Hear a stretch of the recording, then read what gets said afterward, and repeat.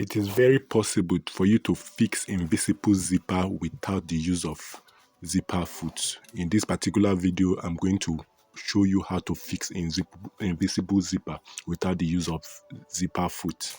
What we are going to do is get your zipper foot, turn it downward, let the face be facing downward. That's the right side facing the right side of the cloth.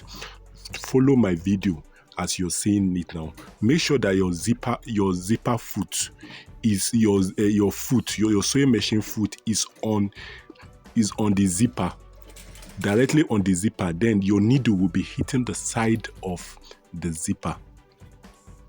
Follow this method gradually. You see, if you don't have to rush while you are doing this particular act.